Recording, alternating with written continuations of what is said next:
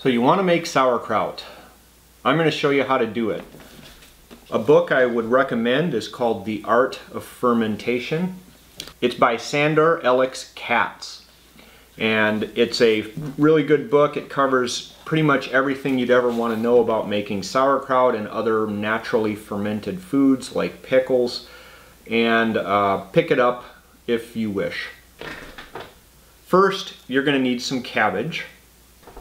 And you'll need some sort of a fermentation vessel. You can do the old standard way of doing it with a crock, and then some weights to weight down your kraut. I don't recommend that method, and I'll explain why later. You need some canning and pickling salt, a knife and other stuff to process the cabbage with, and a digital scale is very, very helpful. For my fermentation vessels, I like to use wide mouth mason jars and a product called Pickle Meister that you can get on Amazon. It's an airlock. And the reason I like to use the wide mouth mason jars and this method is you're making a smaller batch, so if you don't like something, you can just toss it out and no harm, no foul. The other thing is that as soon as this is done fermenting, you can put the wide mouth mason jar lid on and put it in the refrigerator for storage. If you want a bigger fermentation vessel, you can use the Pickle Meister. And they come in different sizes. This is kind of a big one, something that you would make like dill pickles or something like that in. Although, if you really love sauerkraut, you could use a really big vessel like this. So, I'm going to get started. First thing is to clean and finely shred this cabbage. Now I've shredded up my cabbage and I've weighed it. It weighs 880 grams. And the reason I like to weigh in grams and be fairly precise is it's really easy to convert from grams of cabbage and figure out how much salt you need to add. So you figure 880 grams, take that times 0.02, and that's how many grams of salt you need, or in this case, 17.6 grams. So I'm just going to dump that in, kind of spread it around if you can. And the next step is to kind of mix that stuff around. I'm using kind of a wooden thing because you want to kind of mix and crush at the same time. That'll kind of help break down some of the cell walls and stuff. And I usually let this sit on the counter after I get it all mixed up until it starts to form a little liquid. So usually, oh, I don't know, it takes about an hour for all that to happen. I like using a Pickle Meister or an airlock on my fermentations because if you just use the crock method, no matter how careful you are, you will develop surface mold. And sometimes those surface molds can either A, be harmful, or B, add a weird taste to your kraut, or C, all of the above. And you have to be so careful when you're canning and preserving food because there's lots and lots of really bad stuff that can happen to you, like botulism. So, you know, whatever you do, you need to do it extremely carefully. Reference the USDA website. You know, they may have some slightly different recommendations on how to do all of this stuff, but this method has worked for me for years now. By using the Pickle Meister or any kind of an airlock, you can get, you know, airlocks for different purposes, either at your local brewing store if you've got one, or you can get them on Amazon. Pickle Meister is a brand. Ferment M is another brand that you can use. They all work pretty much the same. The idea is to prevent oxygen and other stuff from getting in to your cabbage. You want to encourage the growth of lactobacillus, and that grows best without oxygen.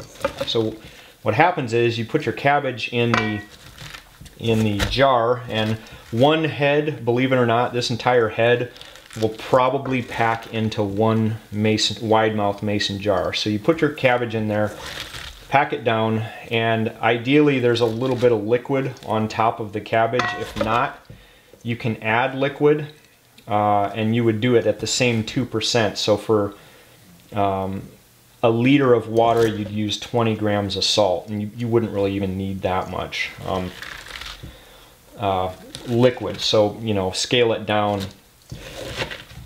as is appropriate for your particular needs. Now I'm going to let this sit for a little bit. Maybe stir it up a few more times over the course of an hour, and it will produce its own liquid, and then we'll pack it into a jar. While we're waiting, I thought I'd show you how this works. If you see air that's produced by the lactobacillus, so CO2, comes out this tube, goes around, and comes through this tube, and if you watch, in about a few seconds, there's going to be a bubble produced. So there it goes. Once again, what's happening is the lactobacillus and other naturally occurring bacteria that can live in salt are producing CO2, and it's coming out and going through the airlock. Now, oxygen can't go back down through all of that and then back in, so we're basically locking oxygen and yeast and other bad stuff out and keeping the good stuff in. It takes about 4 weeks for this to go through its whole cycle, depending on your room temperature. And after that time, you can put it into the refrigerator and cool it down and use it as you like.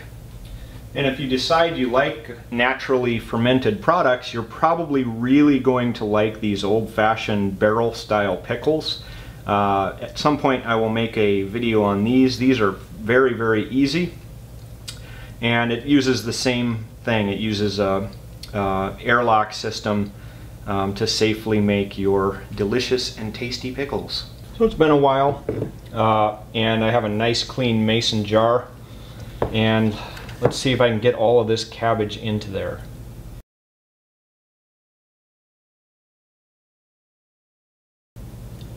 Oh, that's all the cabbage.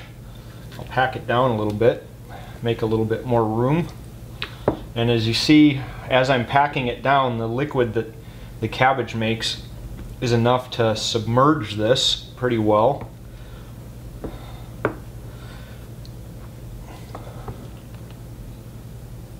And there's just a little bit of liquid left in here. You don't want to get these too full or they'll overflow into your airlock, and that's plenty full. For the airlock, I'm going to use one of these Fermentum airlocks. You can get these on Amazon. This one came as a 4-piece kit. And what that has is this airlock that you add water to. This is just a little bit different style on the pickle meisters, but these work well. This is what I always brewed with. And then you've got a cap that fits a wide mouth mason jar and a little silicone ring. And you put this on.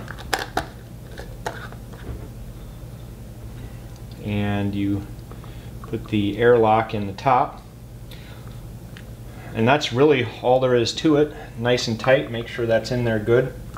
And now you just hurry up and wait. It'll take, you know, several days for this to start producing gas and bubbling, and about 4 weeks for this to go through the entire bacterial life cycle that you're wanting to achieve. So good luck, and thanks for watching.